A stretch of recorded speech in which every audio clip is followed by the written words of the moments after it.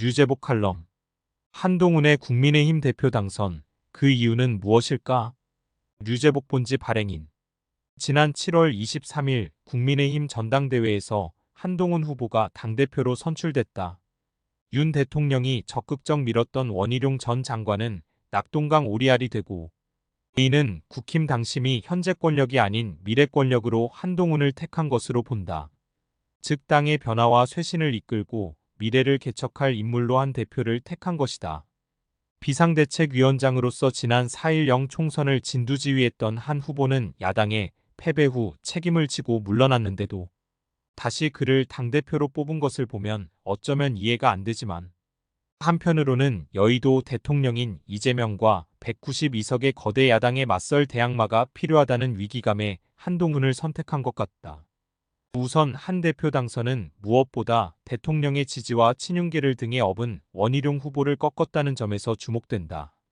당원들이 여권의 현재 권력인 윤석열 대통령의 뜻이 아닌 미래 권력 한 대표를 택한 것이기 때문이다.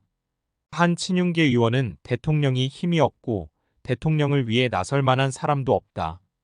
과거에는 대통령을 등에 업고 성공했지만 지금은 친윤그룹이 어디 있나? 아무도 없다고 말했다.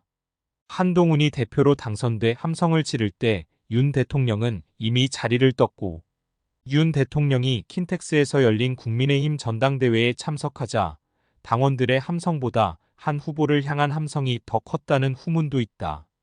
한 대표가 전대에서 확인된 당심 민심을 바탕으로 당정관계 조정에 나선다면 윤 대통령의 여권 장악력은 급격히 약화될 수 있다.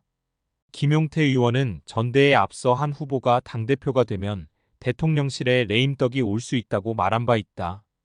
필자가 보기에 국힘 당원들이 한동훈에게 표를 던진 것은 우선 당내에 새로운 인물이 없기 때문에 쇄신에 대한 열망이 깔렸다고 본다.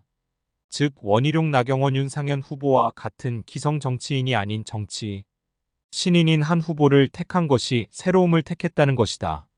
한동훈과 친하다고 하는 한 국힘 의원은 여러 가지로 국민의힘이 많이 어렵다. 이런 상황에서 한 후보가 새로운 정치를 선보일 수 있다는 기대가 컸다.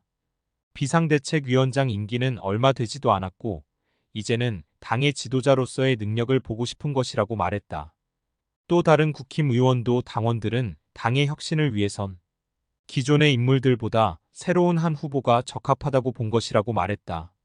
이러한 평가를 듣는 필자로서는 황교안 전 자유한국당 대표 30대의 나이로 사상 첫 제1야당 대표가 됐던 이준석 전 국민의힘 대표 사례를 다시 보는 것 같다.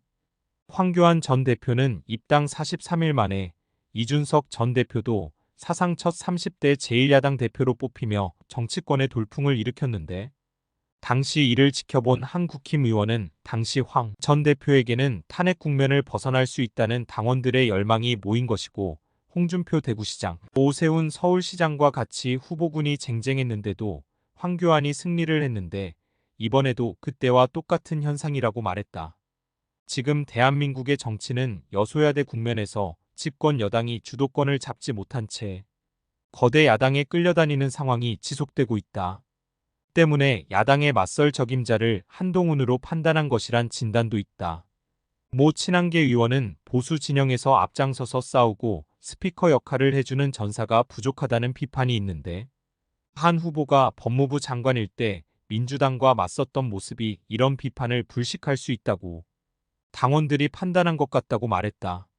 그러나 필자가 보기에는 한동훈 후보가 비대위원장으로서 4.10 총선에서 패배를 한 것은 그보다 김건희 여사 명품 가방 수수 사건, 이종섭 전 국방부 장관의 호주 대사 임명 등 대통령실의 책임이 더 컸기에 참패를 했다고 본다. 어쨌든 한동훈이 압도적으로 국민의힘 당대표가 된 것은 그가 비대위원장으로 들어와 선거를 위해 애썼는데 좋은 결과를 만들어주지 못했다는 것에 대해 보수 유권자들은 미안한 마음을 갖고 있었고, 또 그러다 보니 그의 책임론을 거론하려는 총선백서에 대한 부정적인 시각도 생겨난 것이고, 당원들이 한 번은 더 그에게 기회를 주자는 뜻이 있었기에 대표가 된 것으로 본다. 한편에선 또 전당대회가 진흙탕 싸움으로 변질되면서 그가 경쟁 후보들로부터 집중 공격을 받은 것이 거꾸로 오히려 좋았다는 것이다. 그러나 필자가 보는 핵심은 김건희 여사가 그에게 보낸 사과 문자를 무시한 것이 대통령을 싫어하는 당원들로부터 점수를 딴 것으로 본다. 출처 정경 시사 포커스